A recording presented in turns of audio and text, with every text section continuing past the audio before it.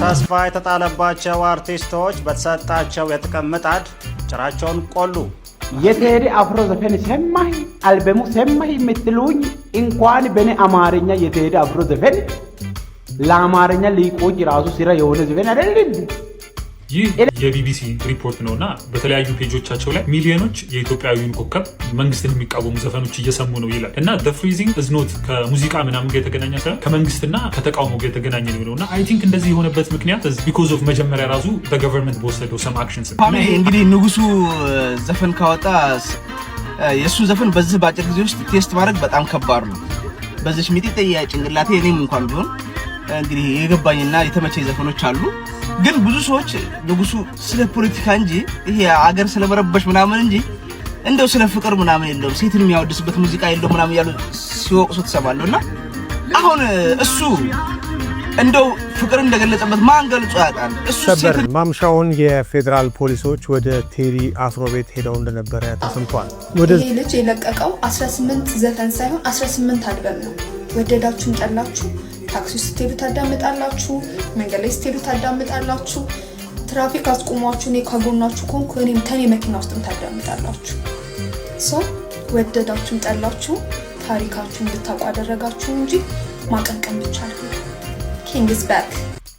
የጴንጤ ነቢያቶች ቴዲ አፍሮ እንዳላችሁ በተለይ አንተኛውና አንተኛው እግዚአብሔር ይስጣችሁ ሳይከፈላችሁ ማስታወቂያ ስለሰራችሁ አጠፋዋለሁ ብላችሁ ቤንዚል በማርከፍከፍ ስላቀጣጠላችሁ ሙዚቃዬ እንዲሰማ ስላደረጋችሁ አመሰግናለሁ ብሏቸዋል። የታሰሩት የቴዲ አፍሮ የቅርብ ሰዎች ጉዳይ ምን አዲስ ነገር አለ?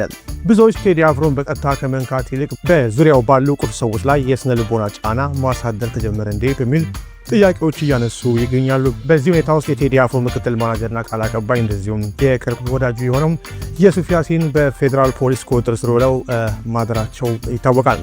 ፖሊስ ግለሰቦችን የወሰዳቸው ለጥያቄ ነው በሚል ሰበብ ነው። ግን እጅግ የሚያስገርመው ነገር ልንገራችሁ።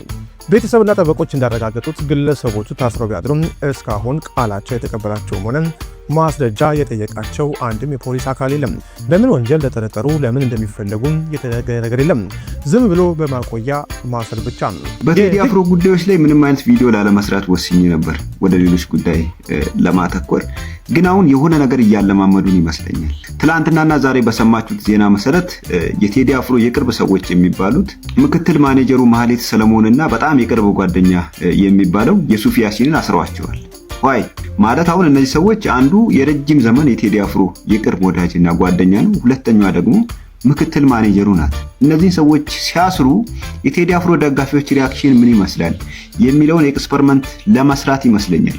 አሁን እነዚህ ሰዎች ታስረው ዝም ካልን ወይም ደግሞ የቴዲ አፍሮ አድናቂዎች፣ ደጋፊዎች፣ አጠቃላይ ድምጽ የሆናቸው የኢትዮጵያ ሕዝብ እነዚህ ሰዎች በመታሰራቸው ምንም አይነት ድምጽ የማያሰማና ዝም የሚል ከሆነ በኋላ ላይ ቴዲ አፍሮን እንደማያስሩት በምንም እርግጠኛ መሆን እንችላለን።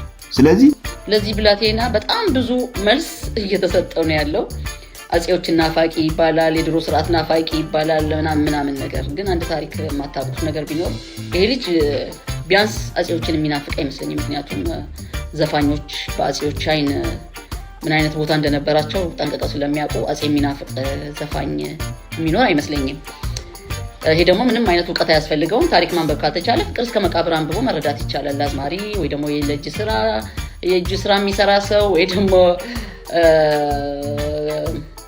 ሙስሊም የሆነ ሰው በአጼዎቹ ምን አይነት ችግር እንደነበረ ሁላችሁም ታውቁታላችሁ። ምክንያቱም ኤርትራንም ኢትዮጵያንም ጠቅልለው ገዝተው ስለነበር የዛ ችግር ተካፋይ እንደመሆን መጠን መናገር እወዳለሁ ማለት ነው። ስለዚህ ይሄ ልጅ አጼዎችን ሊናፍቅ አይችልም ለማለት ነው። ሰሞኑን በአምቦ ከተማ ወጣቶች በማፊያ ወንበዴው ቡድን ሲደበደቡ ድምፅ ያልሆኑ ሁለት የኦሮምኛ ሙዚቃ አዝማሪዎች ቴዲ አፍሮ ሙዚቃ ወጣ ሲባል ከተደበቁበት ነው የወጡት። ኦሮሞነት የሚሰማችሁ ቴዲ አፍሮ ሙዚቃ ሲያወጣ ነው እንዴ? እናንተ አዝማሪዎች ንገሩኝ እስቲ። ያምቦ ወጣት በማፊያ ሲደበደብ ኦሮሞነት አይሰማችሁ? የት ነበራችሁ? ቴዲ አፍሮ በአንድ ቀን በሚሊዮን ስለታየለት እብድን ያሉት በቅናት መንፈስ ተንጨርጭረዋል። አይናቸው ደም የለበሰ መጥፎ ነው። የበታችነት ስሜት መጥፎ በሽታ ነው። ወይም ላችሁ ከተቻለ ከቴዲ አፍሮ ጋር ሊፎክር የሚችል ሙዚቀኛ ማሳደግ ነው ያለብን እንጂ የበታችነት ስሜት በጣም መጥፎ በሽታ ነው። እናንተ አንድ ሙዚቃ ዘፍናችሁ አታውቁም ከስድብ ውጪ። ቴዲ አፍሮ ንጉስ ነው። አሰግጭም መንግስት ቴዲ አፍሮን በመሸለም የጋራ ጠላቶቻቸውን ማሳፈር አለበት። ነገር ግን የመንግስት ወኪል ነን ብሎ ቴዲ አፍሮን ለማሸማቀቅ የሚሞክሩ በተለይም እነ ፈዲላ ባየና ካሳ የተባሉ ግለሰቦች እያደረጉ ያሉ ነገሮችን መንግስት በዝምታ በማለፍ በተለይም ደግሞ ሀሳብን በነፃነት የመግለጽ መብትን እንደሚያከብርና ከዚህ ጋር በተያያዘ መንግስት በጀት መድቦ ተቃዋሚ ፓርቲ አደራጅቶ ተቃወሙኝ ተቹኝ እያለ ባለበት ሁኔታ በሁለቱም ጎን የተሰለፉ ጽንፈኛና ወዳደር ግለሰቦችን ሳያዳምጥ ይልቅ ቴዲ ለሰራው ስራ በዓለም መድረክ ኢትዮጵያን በማስጠራቱና የተለያዩ የዓለም ክብረ ወሰኖችን በማሻሻሉ ተገቢውን እውቅናና ሽልማት ሊሰጠው ይገባል ብዬ አምናለሁ። ይህንንም በማድረግ በቴዲ አፍሮ ጎን የተሰለፉ ጽንፈኞችንም በመንግስት በኩል የተሰለፉ ወዳደሮችንም ማሳፈር አለበት ብዬ አምናለሁ። አመሰግናለሁ። ክቡር ዶክተር ቴዲ አፍሮ አልበሙን በሚገርም ሁኔታ ሰርቶ እንካችሁ ብሎ ሰጥቶናል። ሰማ ነው። በዓለማችን ላይ በእኛ ሀገር ሙዚቃ ሪከርዱን ሰባበረ። ዩቲዩብ ላይ እንግዲህ እንዴት ነው ስንት ሚሊዮን ነው ምናምን ተብሎ ተዘገበ። ቀውጢ ሆኗል ማለት ነው። ግን አንድ ጥያቄ ልጠይቃችሁ እስቲ። ይህ ሰውዬ ሚዲያ ላይ ማን እስኪያቀርበው ነው የምትጠብቁት? ወይንስ የውጭ ሀገር CNN ወይ አልጀዚራ መጥቶ እስኪጠይቀው ነው የምትጠብቁት? የእኛ ሀገር ጋዜጠኞች ሚዲያ የላችሁም? ማቅረብ አትችሉም? እንኳን አይደለም ቴዲ አፍሮ ማለት ነው ጠቅላይ ሚኒስትሩ ሚዲያ ላይ ቀርቦ ያወራል ስለ ግል አስተያየቱ ስለምኑ ማለት ነው። እና የእኛ ሀገር ሚዲያዎች ጋዜጠኞች ምን እየጠበቃችሁ ነው? ወይንስ ኮኔክሽኑ የለንም ነው? ወይንስ ምንድን ነው ችግር? ስለዚህ ያለውን የገጠመውን ችግር ሁኔታውን ያለበትን ሁኔታ ምን ሰማበትን ነገር ሚዲያዎች አዘጋጅታችሁ ጋዜጠኞች አሳዩን። ካለበለዚያ ደግሞ እንዳላችሁት ማትችሉም ከሆነ የሌላ ሀገር ሚዲያ መጥቶ ያቀርበላችኋል። ይመቻችሁ። የቴዲ አፍሮ ወዳጅ የቅርብ ወዳጁ ታስሯል። ምክትል ማናጀሯ ታስራለች። ምንም የሚያደርጉት ነገር የለም። ምንም ቴዲ አፍሮ በራሱ የሚመራ ብቃትና ችሎታ ያለው ቴዲ አፍሮ ባለው ነገር ላይ የኢትዮጵያን ሕዝብ ድምፅ በመሆን የሚታወቅ ወንድም ነው። ጊዜ ደግሞ ለብልጽግና ሰጥቷል። 8 ዓመት ለብልጽግና ጊዜ የሰጠ ሰው ቴዲ አፍሮ ይባላል። እንደዛ እንኳን ለህወሓት ጊዜ አልሰጠም። ቴዲ አፍሮ ለህወሓት ያን ያህል ጊዜ እንኳን አልሰጠም። ለኢትዮጵያ ኦርቶዶክስ ተዋሕዶ ቤተክርስቲያን ጥብቅ መልእክት አለኝ።